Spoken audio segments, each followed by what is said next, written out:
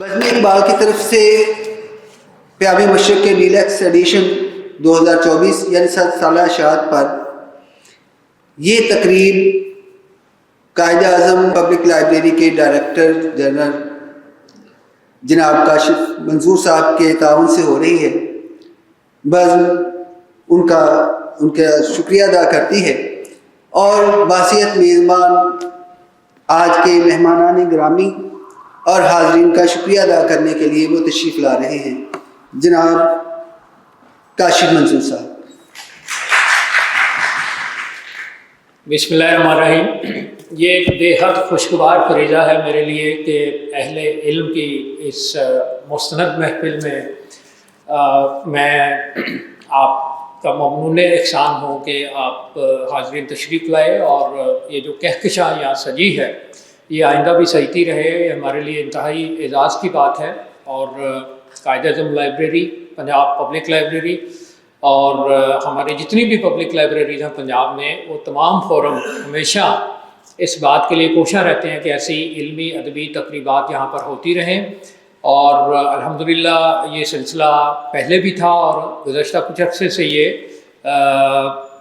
شاید تھوڑی توانائی کے ساتھ جاری و ساری ہے۔ اس کی گواہی آپ دے سکتے ہیں جو یہاں ریگولر آتے ہیں۔ ہم کوشش کر رہے ہیں کہ اس کو صحیح معنوں میں کمیونٹی ہب بنایا جائے۔ زیادہ وقت نہیں میں لوں گا کیونکہ ڈاکٹر صاحب نے مجھے، ڈاکٹر تحسین فراقی صاحب نے یہ بھی کہا کہ آپ کتاب پہ بھی کچھ کریں۔ آپ اتنے علماء کرام کی گفتگو کے بعد، اسکالرس کی گفتگو کے بعد میرا نہیں بنتا۔ بہت ساری باتیں یہاں ہو گئی اور ہوتی رہیں گی، یہ تو پہلی تقریب ہے، لیکن میں بہت مختصر چند گزارشات جو میں نے نوٹ کی ہیں جب کتاب مجھے چند دن پہلے ملی۔ پہلی بات تو یہ ہے کہ اتنی خوبصورت یہ کتاب چھپی ہے کہ اگر آپ کو علامہ سے دلچسپی بہت زیادہ آپ نے نہ بھی پڑھا ہو تو یہ اپنی طرف اپنی سوری خوبیوں کی وجہ سے آپ کو متوجہ کر لیتی ہے۔ اور اس میں انہوں نے رانجھا صاحب کا شکریہ ادا کیا جو میری لینڈ USA میں ہوتے ہیں،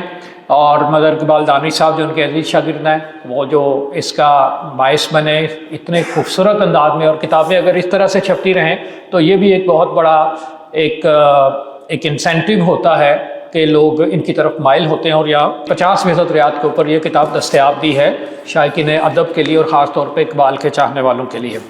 اس کے بعد جو دوسری چیز میں نے نوٹ کی وہ یہ ہے کہ علامہ کا سواد حق بہت کم کتابوں میں ملتا ہے، مین سٹریم کتابوں میں۔ اس کتاب میں جناب فراقی صاحب نے اس بات کا بھی اہتمام کیا کہ علامہ کا جو اپنے تحریر میں جو انہوں نے یہاں پر اس کا کچھ حصہ دیا وہ بھی ہماری آنکھوں کو ٹھنڈا کرتا ہے۔ اچھا، ایک جو بڑی اہم بات ہے وہ یہ ہے کہ 1924 میں یہ کتاب منصہ شہود پر آئی، یعنی شائع ہوئی، اور 2024 میں سال کے اختتام میں فقط چند دن باقی ہیں، تو 100 سال بعد ہم اس کتاب کی تشکیل نو ایک طرح سے دیکھ رہے ہیں۔ اور وہ تشکیل نو جو ہے اس میں اصل چیز جو ہے وہ اس کا اب جو 2024 میں ہم دیکھتے ہیں، کتاب تو اپنا ایکلیمڈ ہے اور ہمیشہ رہے گی۔ اس مقدمے میں جو 80 سے زائد صفحات پر مشتمل ہے، میں نے اس کو بار بار پڑھا ہے، اور یہ میں نے فراقی صاحب کو نہیں بتایا کہ میں اس کو کتنے دن سے مسلسل اس کا مطالعہ کر رہا تھا۔ حقیقت یہ ہے کہ اتنا عالمانہ مقدمہ، اس پہ 1 گھنٹہ بھی میں بولتا رہوں تو وہ کم ہے، لیکن انہوں نے مجھے یقین ہے کہ یہ مقدمات کی روایت کے مطابق زیادہ سے زیادہ کتنے صفحات کا ہو سکتا تھا، 25 30 40، لیکن یہ 80 سے زائد صفحات اور قدرے مختصر تختی میں، مختصر خط میں وہ ظاہر کرتا ہے کہ جب ان کا جو رہوار قلم ہے وہ گردش میں آتا ہے تو اقبال کی محبت میں، اردو کی محبت میں، فارسی کی محبت میں، ادب کی محبت میں وہ روانی ہے۔ اور بعض مقامات پر وہ جیسے اقبال کا انداز ہے جو دیباچہ اقبال نے لکھا ہے پیام مشرق کا اردو میں، جس کا فارسی ترجمہ بھی یہاں موجود ہے ڈاکٹر سلیم اختر صاحب کے قلم سے، وہ بھی ایک بہت بڑا اضافہ ہے ان ملکوں کے لیے جہاں پر وہ مطلب فارسی زیادہ سمجھی جاتی ہے۔ سارا انہوں نے اس کا متن بھی دے دیا ہے۔ کہیں کہیں فراقی صاحب اقبال کی رو میں ہمیں بہتے ہوئے دکھائی دیتے ہیں، جیسے اقبال کا ایجاز و اختصار کا انداز ہے، تو انہوں نے بھی یہاں کہا کہ میں اس پہ مزید بات کر سکتا ہوں، لیکن اس پہ وہ مطلب ظاہر مقدمے میں اتنی گنجائش نہیں ہوتی۔ یہاں میں ایک چھوٹا سا آپ یہ کہہ لیں کہ ایک بات کروں گا تھوڑی سی شگفتہ کہ میں یہ کتاب کا مطالعہ کر رہا تھا اور میری بیگم صاحبہ مجھے دیکھ رہی تھی، تو انہوں نے کہا کہ یہ کتاب تو ہے، تو یہ اب اس میں کیا نئی چیز ہے؟ میں نے کہا اس کی نئی چیز ڈاکٹر تحسین فراقی کا مقدمہ ہے۔ تو انہوں نے کہا کہ یہ جو مقدمہ ہے یہ کیا ہوتا ہے؟ مطلب ظاہر ہے علمی جو نسوانی دنیا میں عام طور پہ ہماری جو گھریلو خواتین ہیں ان کا معیار ادب ہمیں معلوم ہے، ہمیں پتہ بھی ہو، تو ظاہر ہے یہ تو ایک دقیق ایک اصطلاحات ہیں۔ تو میں نے کہا یہ مقدمہ وہ چیز ہے جو اصل کتاب پڑھنے سے پہلے پڑھا جاتا ہے، تاکہ آپ کو یہ پتہ چلے کہ کتاب کی خوبیاں یا اوصاف کیا ہیں۔ تو یہ بھی ایک چھوٹا سا ایک چبکتا سا پہلو تھا۔ اچھا، 2-3 باتیں اور ہیں کہ اس میں گوئٹے کے ساتھ ساتھ ڈاکٹر صاحب نے نیچے کا بھی جو ہے وہ حوالہ دے دیا، اور گوئٹے کی جو پاکیزہ روح تھی اس کے ساتھ ساتھ نیچے نے جس طرح کے اعلانات کیے، اور جو ساری باتیں اپنا وہ میکیاولی یا جو بھی سارا اس کا تفصیل کا یہاں موقع نہیں ہے، اس کو بھی انہوں نے اس میں شامل کر دیا ہے، جو کہ اپنی ایک جگہ پر ایک ایسی تلخیص ہے جو کہ ان شائقین ادب کے لیے اور اقبال کے لیے جو تفصیل میں جانا چاہتے ہیں وہ گوئٹے کو بھی پڑھیں گے۔ تو اس دیباچے کی بے شمار خوبیاں ہیں جن کا ذکر مزید محفلوں میں انشاءاللہ تعالیٰ آتا رہے گا۔ اس کے ساتھ ساتھ جناب ڈاکٹر خورشید رضوی صاحب نے ذکر کیا کہ اس کتاب کو ڈاکٹر صاحب نے کیوں منتخب کیا اپنے مقدمے کے لیے، ظاہر ہے ان کا اور بھی بڑا کام ہے، تو یہ مطلب کیوں ہوا؟ تو اس کی وجہ تنوعی ہے۔ مطلب جب ڈاکٹر صاحب تحسین فراقی صاحب یہ کتاب تشریف لائے اور انہوں نے مجھے کہا کہ یہ مطلب میں نے اس پہ کام کیا اس حوالے سے، تو ہماری جو مشترکہ گفتگو ہوئی، ظاہر ہے وہ عالم ہے اور استاد ہیں ہمارے، تو میں نے یہی کہا کہ مجھے بھی یہی لگتا ہے، اور یہی بات کیا خورشید رضوی صاحب نے فرمائی کہ جاوید نامہ اور تمام کتابوں کی عظمت اپنی جگہ، فارسی کلام کی اور پھر اردو کی جس میں زیادہ تر ظاہر ہے مقبول عام ہے، اس کی وجہ یہ ہے کہ اس میں نہ صرف غیر معمولی تنوع ہے بلکہ صنفی حیتی رنگا رنگی ہے، بلکہ اقبال اس وقت نسبتاً جوان تھے، مطلب اراؤنڈ mid-40s ہوں گے جب یہ کتاب چھپی، اور اس میں ان کا وفور ہمیں بہت نظر آتا ہے، جتنی شدت کے ساتھ، جتنی جزیات کے ساتھ وہ گئے ہیں، اور جس طرح سے انہوں نے مطلب اپنے افکار کو ہم آمیز کر کے بیان کیا ہے۔ اس حوالے سے بہت ساری باتیں ہو سکتی ہیں، لیکن مجھے احساس ہے کہ میری گفتگو مزید لمبی نہ ہو جائے، میں نے چند منٹ میں اپنی بات مکمل کرنی ہے، اور صرف میں چند ایک مصرے جو ضرب المثل بن چکے ہیں فراقی صاحب کے بقول، اور ظاہر ہے یہ بات عمومی طور پہ بھی درست ہے، ظاہر اقبال کی اس کتاب کو 100 سال ہو گئے اور ان کو دنیا سے گئے بھی 86-87 ایئرز ہو گئے ہیں، تو میں 3-4 ایسے مصرے بیان کر کے اجازت چاہوں گا کہ جو کہ عام پڑھنے لکھنے والے جو لوگ ہیں ان کے اردو کے توسط سے بھی ہیں، جو فارسی جانتے ہیں ان کو تو بہت ہی پتہ ہے، مگر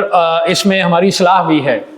مثلاً ایک ہم پڑھتے تھے خیر ملک ماس کے ملک خدائے ماست، تو یہ ہر ملک مل کے ماس کے مل کے خدائے ماست، تو یہ ہم بہت زیادہ کوٹ ہوتا ہے، اور میرا خیال ہے کہ یہ طارق بن زیاد کے حوالے سے یہ مصرع بہت زیادہ معروف ہوا۔ اور اس کے علاوہ اگر خواہی خیات اندر خطر زی،